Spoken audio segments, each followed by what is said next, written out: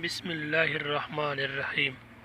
صبح بخیر، اس کو عربی میں بولتے ہیں صباح الخیر، اور اسی لفظ کو صبح بخیر کو انگلش میں بولتے ہیں گڈ مارننگ۔ بسم اللہ الرحمن الرحیم۔ سبق نمبر 2، کیا حال ہے؟ کیا حال ہے؟ اب عربی میں اس کو بولتے ہیں کیف حالک، کیف حالک، اور انگلش میں بولتے ہیں how are you, how are you. بسم اللہ الرحمن الرحیم۔ سبق نمبر 3، میں خیریت سے ہوں، میں خیریت سے ہوں۔ عربی میں اس کو بولتے ہیں انا بخیرن، انا بخیرن، اور انگلش میں اس کو بولتے ہیں I am fine, I am fine. بسم اللہ الرحمن الرحیم۔ سبق نمبر 4، آپ کی طبیعت کیسی ہے؟ آپ کی طبیعت کیسی ہے؟ عربی میں اس کو بولیں گے کیف صحتک، کیف صحتک، اور انگلش میں اس کو بولیں گے ہیلتھ بیگ، ہیلتھ بیگ۔ بسم اللہ الرحمن الرحیم۔ میری طبیعت ٹھیک ہے، میری طبیعت ٹھیک ہے۔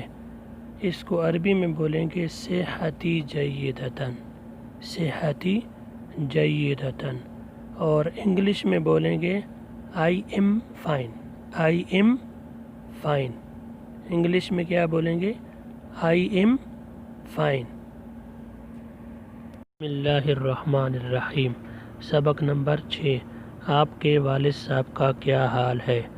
آپ کے والد صاحب کا کیا حال ہے؟ عربی میں بولیں گے کیف حال والدک، کیف حال والدک، اور انگلش میں بولیں گے how is your father, how is your father. بسم اللہ الرحمن الرحیم۔ سبق نمبر 7، میرے والد صاحب بخیر ہیں، میرے والد صاحب بخیر ہیں۔ اب اس کو عربی میں بولیں گے والدی بخیرن، والدی بخیرن، اور انگلش میں اس کو اس طرح بولیں گے my father is fine, my father is fine. بسم اللہ الرحمن الرحیم۔ سبق نمبر 8، آپ کا دن مبارک، آپ کا دن مبارک۔ اب اسی لفظ کو عربی میں اس طرح کہیں گے نہارک سعید، نہارک سعید، اور انگلش میں کہیں گے have a nice day, have a nice day. بسم اللہ الرحمن الرحیم۔ سبق نمبر 9، شام بخیر، شام بخیر۔